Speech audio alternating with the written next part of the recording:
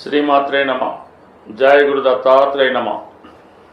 ఈ వీడియోలో మనం జాతకులకి గృహయోగం ఎప్పుడు ఏర్పడుతుంది, అసలు వారి యొక్క జన్మజాతకంలో సొంత గృహయోగం ఉన్నదా లేదా అన్నది ఏ విధంగా తెలుసుకోవాల్సి ఉంటుంది, అలాగే గోచారంలో గ్రహాలు మారినప్పుడు ఏ గ్రహాలు అనుకూలంగా వచ్చినప్పుడు ఏ ఏ రాశుల వారికి సొంత గృహయోగం ఏర్పడుతుంది అన్న విషయాన్ని మనం ఈ వీడియోలో పరిశీలించే ప్రయత్నం చేద్దాం.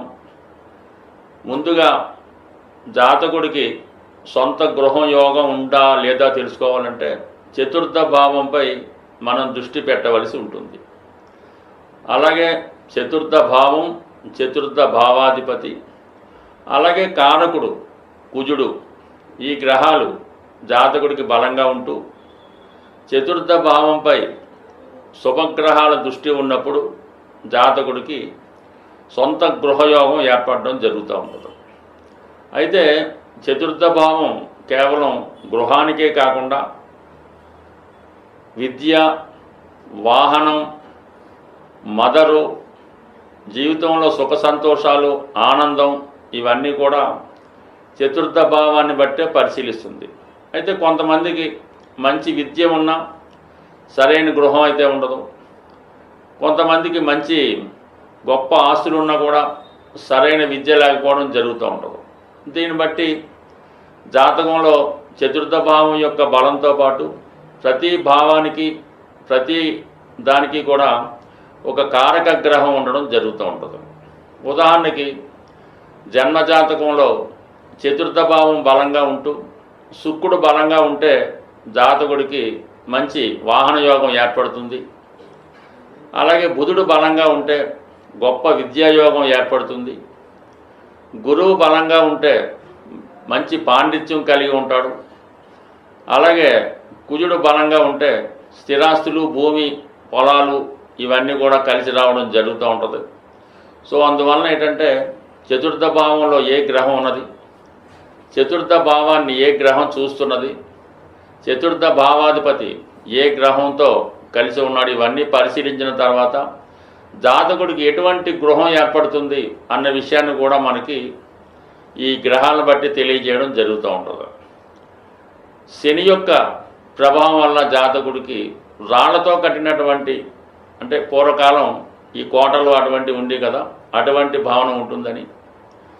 అలాగే ప్రస్తుతం శుక్రుడు యొక్క ప్రభావం ఉంటే చాలా విలాసవంతమైనటువంటి భవనాలు ఉండే అవకాశం ఉంటుంది. గురువు ఉన్నప్పుడు చాలా ఆధ్యాత్మికంగా ఒక మంచి ప్రశాంతమైనటువంటి కుటీరం లాంటి గృహం ఏర్పడడం జరుగుతూ ఉంటుంది. బుధగ్రహం ఉండడం వల్ల ఒక మంచి గ్రంథాలయం లాంటి గృహం ఏర్పడడం జరుగుతూ ఉంటుంది. బట్ ఏదైనా శుక్రుడు బలంగా ఉండి కుజుడు కూడా బలంగా ఉంటే ఆ జాతకుడికి అనేక అంతస్తుల భవనాన్ని కలిగి ఉండడం జరుగుతూ ఉంటుంది. రవి ప్రభావం వల్ల పూరిళ్ళు గడ్డితో నిర్మించిన గృహం అని చెప్తూ ఉండేవారు, కానీ ఇప్పుడు ఇవన్నీ కాలానుగుణంగా మారిపోవడంతో ఏదైనా ఆ స్టేటస్ని బట్టి, జాతకంలో ఉన్న గ్రహాలను బట్టి గృహయోగం ఏర్పడడం జరుగుతుంది. బట్ ఏదైనా సొంత గృహం, విలాసవంతమైనటువంటి ఫర్నిచర్తో, వివిధ రకాల అలంకరణలతో ఉన్నటువంటి గృహం కావాలంటే శుక్రగ్రహ అనుగ్రహం, అలాగే కుజగ్రహ అనుగ్రహం కూడా కంపల్సరీగా ఉండవలసి ఉంటుంది. అలాగే చతుర్థ భావానికి సంబంధించిన దశలు కూడా రావాల్సి ఉంటుంది. ఏదైనా దశ వచ్చినప్పుడే ఆ యోగం ఫలిస్తూ ఉంటుంది. అలాగే మనకి చతుర్థ భావంలో ఉన్న గ్రహం కానీ, చతుర్థ భావాన్ని చూస్తున్న గ్రహం కానీ, చతుర్థ భావాధిపతితో కలిసి ఉన్న గ్రహాల యొక్క దశలు వచ్చినప్పుడు ఆ చతుర్థ భావం యాక్టివేట్ అయి జాతకుడికి గోచారరీత్యా గురుగ్రహ అనుగ్రహం వచ్చినప్పుడు, కుజగ్రహ అనుగ్రహం వచ్చినప్పుడు, కొన్ని సందర్భాల్లో శనిగ్రహ అనుగ్రహంతో సొంత గృహం ఏర్పడడం జరుగుతూ ఉంటుంది. కొన్ని సందర్భాల్లో అంతర్దశలు కూడా కొన్ని 3 సంవత్సరాలు, 3.5 సంవత్సరాలు ఉండే సందర్భంలో కూడా ఈ సొంత గృహం ఏర్పడే అవకాశం ఉంది. కొన్ని అంతర్దశల్లో గృహాన్ని అమ్మడం జరుగుతూ ఉంటుంది.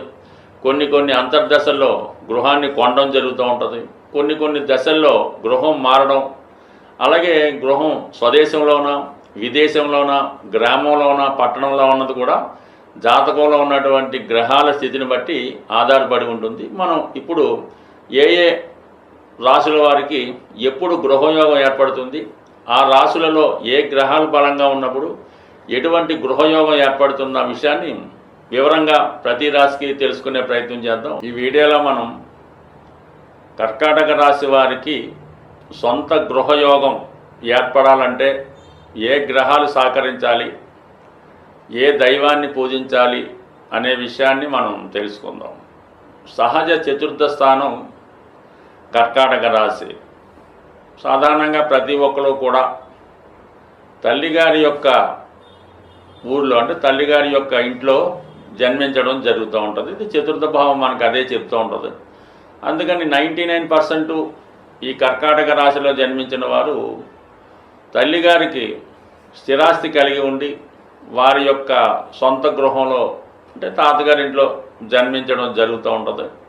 స్వభావసిద్ధంగా వీళ్ళకి పుట్టినప్పటికే వాళ్ళ పేరెంట్స్కి సొంత గృహం కొంత ఆస్తి కూడా కలిగి ఉండడం జరిగి ఉంటుంది. ఒకవేళ లేని పక్షంలో వీళ్ళు పుట్టిన తర్వాత వీరి యొక్క తల్లిదండ్రులు సొంత గృహాన్ని ఒక అందమైనటువంటి చూడముచ్చడైనటువంటి గృహాన్ని నిర్మించుకోవడం జరుగుతూ ఉంటుంది. ఎందుకంటే కర్కాటక రాశి వారికి చతుర్థ భావం తులారాశి. ఈ తులారాశి శుక్రుని యొక్క స్వక్షేత్రం, అలాగే మూల త్రికోణం కూడా అవటం వల్ల వీళ్ళు ఏది కొన్నా, ఏ వస్తువు కొన్నా, వాహనం కొన్నా అది కొద్దిగా రిచ్గా, కాస్ట్లీగా, ఆకర్షణీయంగా ఉండే అవకాశం ఉంది. వీళ్ళు కూడా అటువంటి సొంత గృహాన్ని కొనుక్కున్నప్పుడు చిన్న చిన్న గృహాలు కాకుండా, ఈ కాలనీలో కాకుండా, మామూలుగా ప్రభుత్వం ఇచ్చే గృహాలు కాకుండా ఒక డీసెంట్ ప్లేస్లో ఒక చుట్టూ ప్రహరీ గోడ కలిగి ఉండి ఒక చిన్నపాటి బంగ్లా లాంటి గృహాన్ని నిర్మించుకోవడం అన్నది వీళ్ళ జీవితాశయంగా ఉంటుంది. సాధారణంగా అటువంటి గృహాన్ని వీళ్ళు సొంత గృహంగా ఏర్పాటు చేసుకోవడం జరుగుతూ ఉంటుంది. అంటే వీళ్ళు ఒక హోటల్లో స్టే చేసినా, లేదంటే ఒక చుట్టాలింటికి వెళ్ళినా, ఎక్కడికి వెళ్ళినా కూడా అటువంటి వాటికి వెళ్తూ ఉంటారు. అందువలన మీకు ఎటువంటి గృహం కావాలని అనుకుంటున్నారో అటువంటి గృహంలోనే మీరు నివసించడానికి ప్రయత్నం చేయవలసి ఉంటుంది. ఇది ఒక రెమెడీ లాంటిది అన్నమాట. మీకు అపార్ట్మెంట్ కొనుక్కోవాలనుకుంటే మీరు అపార్ట్మెంట్లో అద్దె కొనండి, మీకు అపార్ట్మెంటే కుదురుతుంది. సొంత గృహం లాంటి పెద్ద బంగ్లా కావాలి, ఇండిపెండెంట్ హౌస్, ఒక విల్లా లాంటిది కావాలంటే కొద్దిగా కష్టమైనా మీరు ఒక విల్లాలో రెంట్కి ఉంటూ అందులో వాస్తుపరంగా అది కరెక్ట్గా ఉంటే మీరు ఆ విల్లాలో అద్దెకున్నటువంటి కొద్ది రోజులకే సొంత ఇంటిలోకి మారడం జరుగుతూ ఉంటుంది. అంటే ఇది ఒకటి అబ్జర్వ్ చేసుకోవాలి. మీరు ఎటువంటి ఇంట్లో అద్దెకుంటే అటువంటి ఇల్లే మీరు కొనుక్కొని అందులోకే మారడం జరుగుతూ ఉంటుంది. సో మీరు ఒక సాధారణమైనటువంటి అపార్ట్మెంట్లో ఉంటూ ఇండిపెండెంట్ హౌస్ కోసం వెతుకుతున్నారు అనుకుందాం. మీరు ఎన్నాళ్ళు తిరగండి, మీకు కావాల్సినటువంటి గృహం సమకూరడం అన్నది ఎట్టి పరిస్థితులు కూడా జరగదు. అందువల్ల మీరు ఎటువంటి వాస్తు కలిగినటువంటి, ఎటువంటి వాతావరణం కలిగినటువంటి గృహంలో ఉంటారో అటువంటి గృహం మీకు సమకూరే అవకాశం ఉంది. కాబట్టి మీరు ముందుగా సొంత గృహం మీ కళ ఎటువంటిది ఉందో అటువంటి ఇంట్లోకి మీరు ముందు రెంట్కి మారిపోండి. దాని తర్వాత మీకు ఆటోమేటిక్గా కొద్ది రోజుల్లోకే అటువంటి గృహంలోకి గృహప్రవేశం అన్నది చేయడం జరుగుతూ ఉంటుంది. ఇది ఒక రెమెడీగా భావించవచ్చు. అయితే ఈ రాశి అందే అంటే ఈ కర్కాటక రాశి వారికి శుక్రుడు ఎంత బలంగా ఉంటే వారికి అంత గొప్ప గృహం దొరుకుతూ ఉంటుంది. అంటే వీళ్ళ రాశిలో శుక్రుడు ఉచ్చులో మీన రాశిలో ఉంటే పెద్ద ఖరీదైనటువంటి ప్రాకారాలు కలిగినటువంటి బంగ్లాలో నివసించే అవకాశం ఉంటుంది. అటువంటి గృహాన్ని కొనుక్కోవడం జరుగుతూ ఉంటుంది. అదే శుక్రుడు కన్యా రాశిలో ఉంటే ఒక సాధారణ ఇంటిలో, అంటే ఒక సాధారణంగా కట్టినటువంటి ఇల్లు, మామూలుగా సిమెంట్ రేకులు అవ్వచ్చు, సిమెంట్ అవ్వచ్చు, అలా చిన్నపాటి డాబా లాంటి గృహంలో, అంటే అక్కడ శుక్రుడు నీచపడి ఉంటాడు కాబట్టి సాధ్యమైనంత వరకు అటువంటి చిన్నపాటి గృహం కొనుక్కునే అవకాశం ఉంది. అయితే కొద్ది కాలానికి గృహాన్ని విక్రయించి మళ్ళీ పెద్ద దాంట్లోకి మారే అవకాశం ఉంది. ఎప్పుడు మీరు శుక్రగ్రహ అనుగ్రహం, శుక్రుడికి పరిహారం చేసుకుంటే లక్ష్మీదేవి అనుగ్రహంతో పెద్ద గృహంలోకి మారే అవకాశం ఉంటుంది. అయితే మరి ఈ కర్కాటక రాశి వారికి ఈ విధంగా తల్లి తరపు నుంచి కూడా ఆస్తి కలిసే అవకాశం ఉంది. వీళ్ళకి గృహయోగం తొందరగా కలగాలంటే లక్ష్మీ అమ్మవారిని పూజించుకోవడం, ప్రతి శుక్రవారం ధనం ఖర్చు పెట్టుకోకుండా ఎంతో కొంత ధనం గృహం నిమిత్తం మీరు ఒక బ్యాంకులో కట్టడం కానీ, ఒక బాక్స్లో వేయడం కానీ చేసుకుంటే కొద్ది కాలానికే మీరు సొంత గృహయోగం ఏర్పడే అవకాశం ఉంటుంది. సొంత గృహం ఏర్పడాలంటే మరి పరిహారం అన్నది ప్రతిదానికి కూడా పరిహారం అన్నది మన శాస్త్రాల్లో చెప్పడం జరుగుతుంది. అయితే మన జన్మ జాతకరీత్యా చతుర్థ భావానికి సంబంధించినటువంటి పరిహారం అనేది జనరల్గా దశ అంతర్దశలో అది పక్కన పెడితే కామన్గా అందరికీ ఉపయోగపడే పరిహారం ఇది కుజుడు సంబంధించింది కాబట్టి, భూమి కుజుడు కాబట్టి సుబ్రహ్మణ్య స్వామి అంటే కుజుని యొక్క అధిదేవతగా సుబ్రహ్మణ్య స్వామి క్షేత్రాలు ప్రతి రాష్ట్రంలో ప్రతి జిల్లాలో కూడా సుబ్రహ్మణ్య క్షేత్రాలు ఉండడం జరుగుతుంది. సో అందువలన మంగళవారం కూడా కుజుడికి సంబంధించిన రోజు. అంటే ఏదన్నా మన భూములకు సంబంధించిన వ్యవహారాలు సెటిల్ అవ్వాలన్నా, రుణాలు తీరాలన్నా దొరకాలన్నా, అన్నదమ్ములతో విభేదాలు, భార్యాభర్తలతో చికాకులు, ఇవన్నీ కూడా మంగళవారం రోజు ప్రారంభించడం వల్ల కుజుని యొక్క అనుగ్రహం కూడా తోడవుతుంది.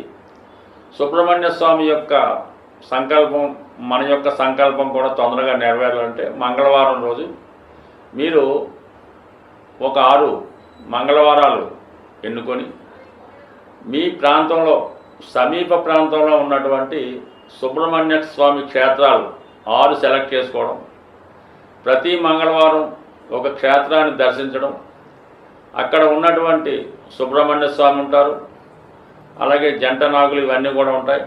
అక్కడ ఉన్నటువంటి ప్రతి దేవతని ప్రతి దేవుణ్ణి కూడా ఆరాధించి కేవలం బెల్లం పానకంతో చెరుకు రసం, బెల్లం పానకం, తేనె లేదంటే బియ్యం పిండి కలిపిన వాటరు, పసుపు నీళ్ళు అంటే ఇన్నప్పుడు కూడా బెల్లం పానకంతో స్వామికి అభిషేకం చేయడం వల్ల ఆ మంగళవారం రోజు మీరు చాలా నియమంగా ఉండవలసి ఉంటుంది. అలాగే వీలైతే ఆ రోజు గోవుకి ప్రదక్షిణ చేస్తూ గోవుకి కూడా కొంత బెల్లాన్ని తినిపించవలసి ఉంటుంది. ఈ విధంగా 6 సుబ్రహ్మణ్య క్షేత్రాలు దర్శించవలసి ఉంటుంది. అంటే పెద్దవే అక్కర్లేదు, మీ ప్రాంతంలో ఉన్నవి బాగా ఫేమస్ అయినవి 6 క్షేత్రాలు దర్శించడం వల్ల, 6 క్షేత్రాల్లో కూడా విధి విధానంగా పూజ చేయడం వల్ల ఫైనల్గా మీ సమీపంలో ఉన్నటువంటి మోపిదేవి అవ్వచ్చు, ఈ బెక్కవాళ్ళు అవ్వచ్చు, స్కందగిరి అవ్వచ్చు, పళని అవ్వచ్చు, అంటే మీ ప్రాంతంలో ఏదైతే ఫేమస్ ఉంటుందో ఆ సుబ్రహ్మణ్య క్షేత్రంలో మీరు విధి విధానంగా స్వామిని అభిషేకించడమో పూజ చేయడమో అర్చించడం వల్ల మీ యొక్క సంకల్పం తొందరగా నెరవేరే అవకాశం ఉంటుంది. సో ఇవన్నీ వీలు కాని వాళ్ళు మరి ఒక 41 రోజులు మీ యొక్క క్షేమతారలో ప్రారంభించి ప్రతి ఒక్క రోజు నిర్దిష్టమైన సమయంలో హనుమాన్ చాలీసా పారాయణ చేయడం వల్ల కంపల్సరీగా మీకు ఈ 41వ రోజులో నాటికే ఏదో ఒక శుభవార్త మీరు సొంత గృహ సంబంధించిన విషయంలో నెరవేరే అవకాశం ఉంది. అంటే ఏదైనా మనం పని ప్రారంభించేటప్పుడు తారాబలం కూడా ఇంపార్టెంట్గా చూసుకోవాల్సి ఉంటుంది.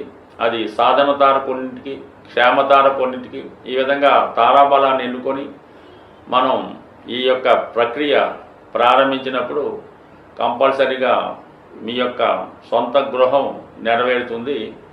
బట్ ఏదేమైనా సొంత గృహం నెరవేరాలంటే ముందు మీరు నివసిస్తున్నటువంటి గృహం వాస్తుపరంగా ఎటువంటి దోషం లేకుండా ఉండాలి.